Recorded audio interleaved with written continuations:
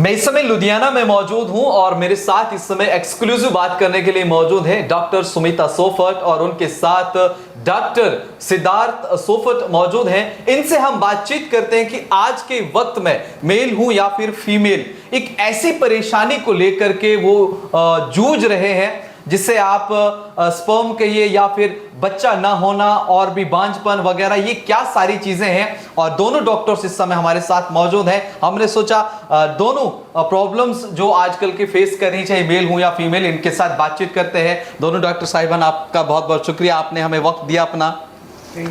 सबसे पहले मैम आपसे शुरुआत करते हैं। 30 साल का ये एक्सपीरियंस, जहां आपके पास अभी तक लाखों लोग आपके पास आए और आज उनकी गोद में वो एक नन्हा सा बच्चा खिला जो उस परेशानी की हालत में थे।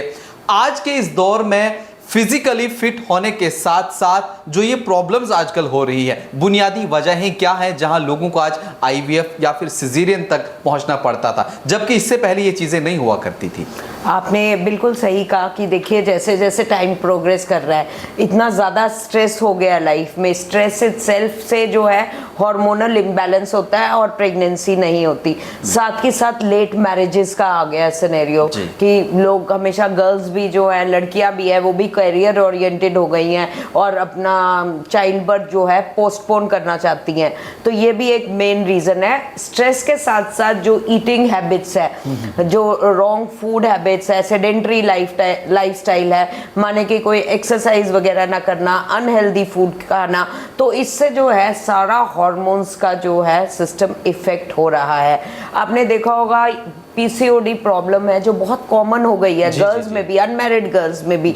और जो कपल्स जो बेबी लेना चाहते हैं, कई बार एक लेडी के पीरियड्स इरेगुलर है या फिर पीसीओडी होता है या फिर जो एएमएच लेवल है वो एकदम ड्रॉप हो जाता है। तो मेरे को देखने में आ रहा है कि जो पहले 30s में एएमएच होता है लेडी का, बिल्कुल नॉर्मल होता था, आज की डेट में वो बहुत ड्रॉप हो रहा है और 40s में तो बिल्कुल मेनोपॉज जैसी स्थिति आ गई है। सो मेरा एक मैसेज रहेगा जो भी इनफर्टाइल कपल्स हैं उनके लिए कि टाइम रहते रहते प्रेगनेंसी ले लेनी चाहिए। और साथ ही साथ मैं एक और मैसेज देना चाहूँगी, क्योंकि मेरा एक आईवीएफ यूनिट है, कि जिन कपल्स के बहुत सारे आईवीएफ फेल हो गए हैं या उन्होंने 1 साइकिल कराया, 2 साइकिल कराया, बेबी नहीं हुआ, जिसको हम इम्प्लांटेशन फेलियर कहते हैं, उन्हें ना बिल्कुल वो नहीं होना चाहिए, डिप्रेस नहीं होना चाहिए। हमारे पास एडवांस्ड आईवीएफ लैब है, एडवांस्ड फैसिलिटीज़ है जिनसे हम ये जो है आईवीएफ का कामयाबी दर बढ़ा सकते हैं, जिनको हम एडवांस्ड आईवीएफ टेक्निक्स कहते हैं, जैसे ICSI, IMSI, laser hatching, blastocyst culture, embryo monitoring.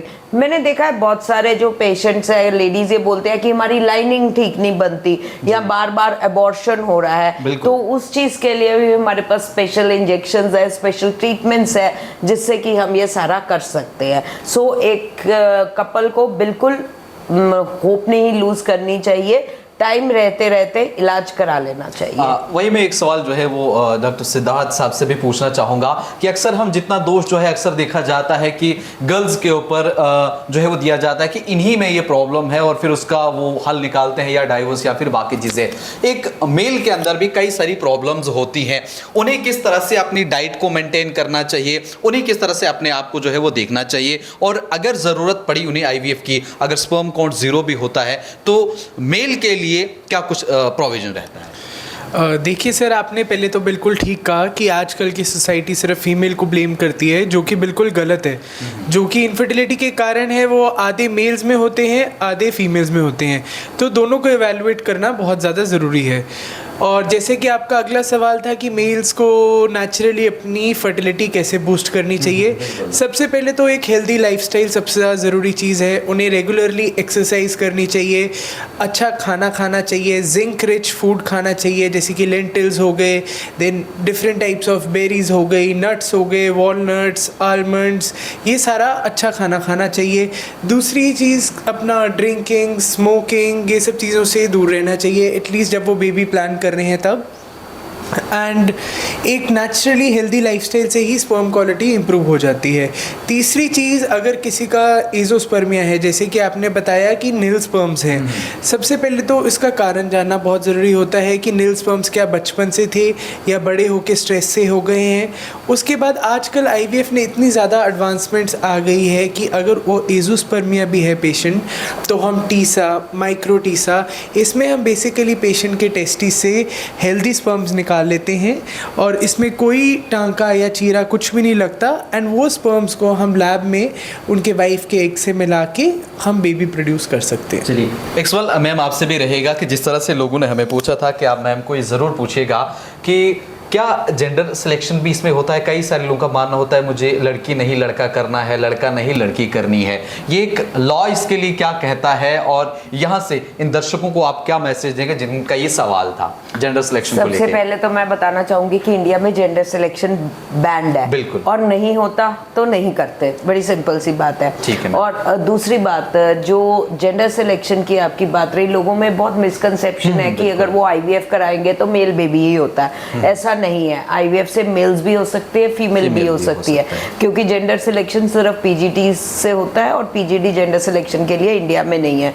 तो और मैं वैसे भी ये बात बोलना चाहूँगी कि being a lady, I think कोई लड़का लड़की में डिफरेंस नहीं है। मैं खुद लेडी हूँ और अपने आई थिंक जेंडर सिलेक्शन एक बहुत बायस्ड वर्ड है। आज की डेट में all men and all women are almost equal. जी बिल्कुल, ये बहुत अच्छी बात कही। और अक्सर आपने देखा होगा, चाहे आप इस सेंटर पर भी आ जाएं या किसी भी हॉस्पिटल में चले जाएं, वहाँ पर पहले इस बात को लिखा जाता है। लेकिन लोगों के अंदर ये एक सवाल था, वो उन्होंने हमसे कहा था कि आप जरूर पूछे, आपने उसका जवाब दिया कि वो टोटली बैन है। इनसे भी हमने सवाल पूछे, इनने भी जवाब दिए, मैम ने भी सवाल जो है इनसे सवाल किए, उन्होंने जवाब दिए। उसके अलावा मैम मैं आपसे ये भी जानना चाहूँगा, शहरों के अंदर इस समय जो है वो अवेयरनेस है, लोग सोशल मीडिया का इस्तेमाल करते हैं, बाकी चीज़ें करते हैं, लेकिन गांव देहात में लोग जो हैं आज हर कोई वहां तक आवाज़ पहुंच रही है। हो सकता है ये हमारा वीडियो भी वहां तक पहुंच जाए। वहां पर भी हमारी बहुत सी ऐसी बहनें हैं जो डर के मारे कुछ बोल नहीं पा रही हैं, अपना ही आप को झंझोड़ रही हैं इस सब चीज़ों में। किस तरह से उन्हें अपने आप को ऊपर उठ करके अपनी आवाज़ को बुलंद करके आगे आना चाहिए, और क्या चीज़ें किस तरह से उन्हें पता चले कि हम अभी भी अपने आप को इलाज करवा सकती हैं? देखिए, जो वहम है, और जितना भी सबसे पहले मैं कहना चाहूँगी, कोई भी एक कपल है अगर वो बेबी के लिए ट्राई कर रहा है तो उनको मन में वहम नहीं रखने चाहिए कि ये नहीं खाना, वो नहीं खाना, ऐसा नहीं करना। कोई जो मिथ्स है वो निकाल देनी चाहिए। ये एक साइंटिफिक इलाज है और इस साइंटिफिक इलाज से प्रेगनेंसी हो सकती है। सो इंस्टेड कि आप देसी दवा लेते रहो, और सब, मैं तो कहती हूँ आप अल्लाह को भी याद करिए, खुदा को भी याद करिए, बिकॉज खुदा के बगैर कोई काम नहीं। पहले वो है, पर अल्लाह भी एक रास्ता दिखाता है इंसान को, वो गाइडिंग लाइट है, वो आपको बता रहा है कि इस तरीके से प्रेगनेंसी हो सकती है। तो उनको ये जो मन में वहम है वो दूर रखने चाहिए, और अच्छा खाना और एक स्ट्रेस फ्री ज़िंदगी बितानी बहुत इम्पॉर्टेंट है। और साथ ही साथ मैं रिक्वेस्ट करना चाहूँगी कि जो हस्बैंड है और जो सारी फैमिली है, एज अ टोटल, मतलब अगर सपोर्ट सिस्टम अच्छा रहेगा, काउंसलिंग अच्छी रहेगी, तो पेशेंट में एक अच्छे हार्मोन्स, जिनको हम गुड हार्मोन्स बोलते हैं बॉडी में, एंडोर्फिन्स बोलते हैं, और कॉर्टिसोल का लेवल कम होता है, तो प्रेगनेंसी के डेफिनेटली चांसेस बढ़ते हैं, और ये साइंटिफिकली प्रूवन बात है। एक आखिरी क्वेश्चन रहेगा मैम मेरा आपसे, ये आज के वक्त में जहां हर चीज़ बदल रही है, ज़माना बहुत तेज़ी से जा रहा है, एक बेस्ट एज क्या रहेगी, चाहे लड़की हो या फिर लड़का, उन्हें जो है अपना बेबी प्लान कर लेना चाहिए? आपने ये बहुत अच्छा क्वेश्चन पूछा। देखिए, आई थिंक जो है लेट 20s, क्योंकि आजकल मैरिजेस भी लेट 20s में होती है। Late 20s and early 30s बहुत ही अच्छा टाइम है, यानी कि बिफोर 34 ईयर्स तक पेशेंट को अपनी एटलीस्ट एक प्रेगनेंसी ले लेनी चाहिए या फैमिली कंप्लीट कर लेनी चाहिए, क्योंकि उसके बाद क्या है, जो एग्स की जो क्वालिटी है वो ख़त्म हो जाती है। तो सक्सेस रेट हर ट्रीटमेंट का अकॉर्डिंग टू एज भी कम होता है, और एज के साथ साथ एग्स में एनीप्लॉइडी मींस जेनेटिक एबनॉर्मेलिटीज आने का बहुत चांस रहता है।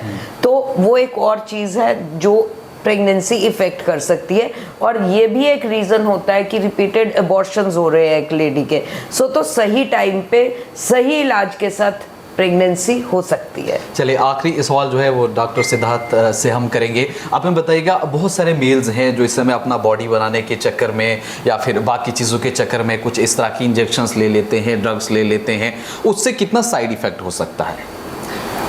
सर देखिए, एनाबॉलिक स्टेरॉइड्स का डेफिनेटली रोल है इनफर्टिलिटी में। आप बाहर से पेशेंट्स मतलब बाहर से अगर कोई इंजेक्शंस दे रहा है टेस्टोस्टेरोन के, तो बॉडी का जो नेचुरल टेस्टोस्टेरोन लेवल होता है वो कम हो जाता है। बॉडी की जो नेचुरल एबिलिटी होती है स्पर्म्स बनाने की वो कम हो जाती है। तो इन सब चीज़ों से दूर रहना चाहिए। चलिए दोनों डॉक्टर्स साहिबान से हमने बातचीत की और जो हमने सवाल इनसे पूछे बड़े बेहतरीन जवाब इन्होंने दिए, और उम्मीद करता हूं जितने दर्शक आप इस समय इस वीडियो को हमारे साथ देख रहे हैं, आप जरूर बाकी लोगों तक इस इंपॉर्टेंट इंफॉर्मेशन को जरूर पहुंचाएंगे ताकि उन तक भी ये पहुंचाए और वो लोग भी आगे इसको पहुंचाएं। और इनमें से अगर कोई किसी शख्स को कुछ प्रॉब्लम है तो मैं इस समय लुधियाना में हूं और डॉक्टर सुमिता सोफट जो हॉस्पिटल लुधियाना के अंदर है, आप जरूर वहां पर कांटेक्ट कर सकते हैं। और स्क्रीन पर भी हमारा नंबर जो है वो फ्लैश कर रहा है, आप इस पर भी कांटेक्ट कर सकते हैं। बाकी आपकी क्या कुछ राय है कमेंट सेक्शन में जरूर लिखें।